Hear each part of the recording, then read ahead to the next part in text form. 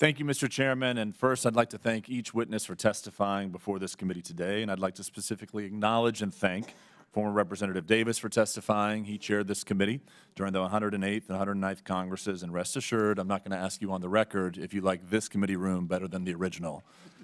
By my count, I'm roughly the 30th member of Congress to ask questions of each of you, and I'm grateful for your attention. Governor O'Malley, let's start with you. For the record, were you elected to the Baltimore City Council in 1991 and re-elected in 1995? Yes, sir. And were you elected mayor of Baltimore in 1999 and re-elected mayor of Baltimore in 2004? Yes, sir. And during your first term as mayor of Baltimore, did you initiate a government program called CityStat? Yes, sir. And would you mind elaborating on that program for just a moment? Sure. CityStat was borrowed from ComStat in New York. It's based on 4 principles that grounded every conversation, and I've used that also at the state for StateStat, creating the #1 public schools in America 5 years in a row, and most recently at Social Security. The tenets are timely, accurate information shared by all, rapid deployment of resources, effective tactics and strategies, and relentless follow-up. Thank you. When you campaigned for governor in 2006, you campaigned on CityStat's success. When you campaigned for re-election in 2010, you campaigned on CityStat's success. And when you campaigned for president in 2016, CityStat was one of the core programs you cited as a model for governmental success.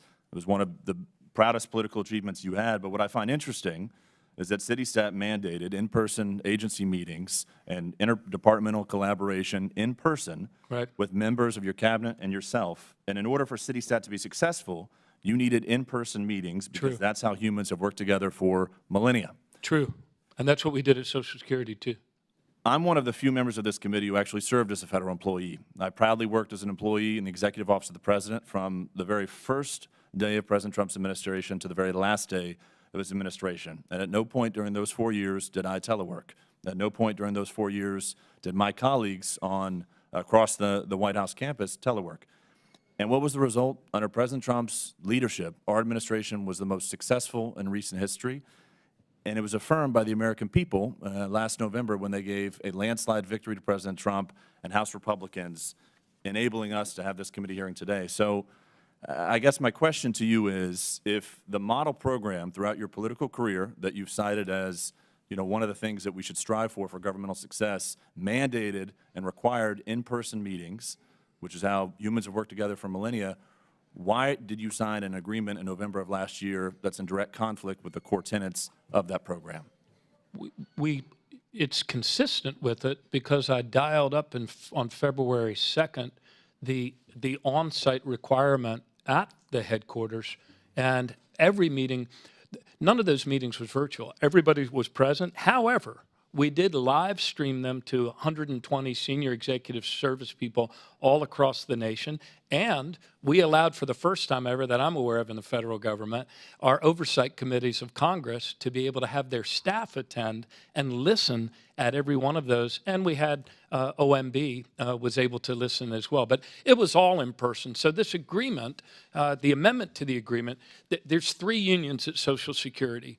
The other 2 unions already had the telework balance, which they had achieved. One of them are the people that write decisions like legal cases, and they were actually found to be far more productive not coming on site than they were when they came on site.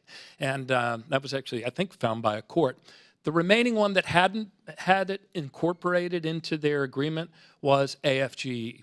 And once we saw the record increase in productivity this year, we incorporated that at the end of this year, before I left, into the agreement. But it does say that management has the discretion to temporarily change, reduce, or suspend approved telework for any employee, office, component, or agency-wide due to an operational need. And I know my colleague, Representative Green, covered the timeline, but there is some semblance of suspect timing. I mean, as I understand it, you attended a conference hosted by AFGE between November 12th and 15th.